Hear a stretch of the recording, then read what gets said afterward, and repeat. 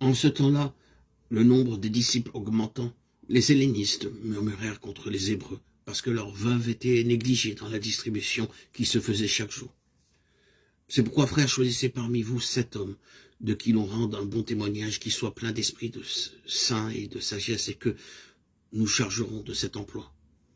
Et nous continuerons à nous appliquer à la prière et au ministère de la parole. Acte 6, 1, 3, 4.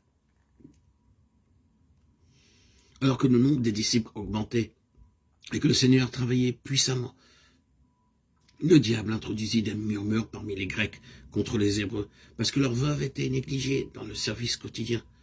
Ceci amena subitement des luttes et des querelles parmi le peuple de Dieu. À travers les siècles, le diable a utilisé 2 armes pour arrêter l'œuvre de Dieu et détourner ses serviteurs du véritable service. Premièrement, lorsque Dieu commence une œuvre et que sa puissance se manifeste dans les vides, des murmures, des plaintes et des querelles se lèvent parmi le peuple de Dieu. Et par cela, l'œuvre est arrêtée. Quelques murmurateurs suffisent pour éteindre l'Esprit de Dieu, et l'œuvre en souffre. Deuxièmement, le diable essaie d'empêcher les serviteurs de Dieu de délivrer la parole, les obligeant à servir aux tables.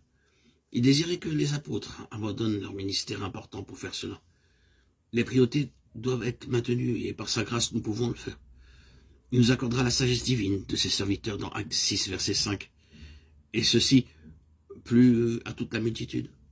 Ils élurent des hommes comme Étienne, qui allèrent de maison en maison pour aider des personnes prenant soin des veuves et des pauvres. Leur naissance et leur histoire est un secret.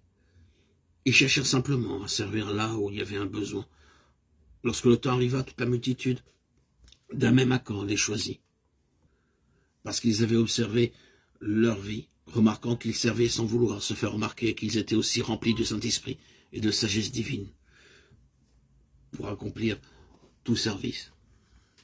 Tout ce que vous faites, faites-le de bon cœur, comme pour le Seigneur, et non pour des hommes sachant que vous recevrez du Seigneur l'héritage pour récompense. Servez Christ le Seigneur, Colossiens 3, 23 et 24. Nous aussi, nous avons besoin de l'onction du Saint-Esprit, quel que soit le service et son importance.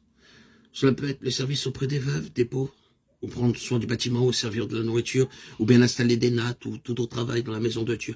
Quelle que soit la tâche, nous devons bénéficier de l'onction et être remplis de sagesse et du Saint-Esprit, et de l'onction divine pour découvrir ce qui doit être fait dans la maison de Dieu, et pour le service de Dieu. Nous devons aussi faire toutes ces choses comme pour lui, et non pas pour des hommes.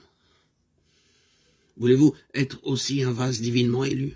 Alors soyez prêts et désireux d'accomplir joyeusement de simples choses, non pas pour l'homme, mais pour Dieu. Dieu vous remplira de son Saint-Esprit et de sagesse.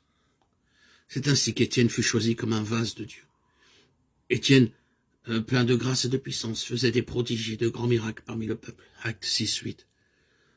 Il était simplement désigné pour veiller sur les veuves, pour accomplir des tâches pratiques. Mais bientôt, il fut rendu manifeste qu'il était un homme de foi. Si vous désirez faire sa volonté, il vous choisira et fera de vous un homme de foi. Vous verrez alors les merveilles de l'action de Dieu. Il est un Dieu vivant.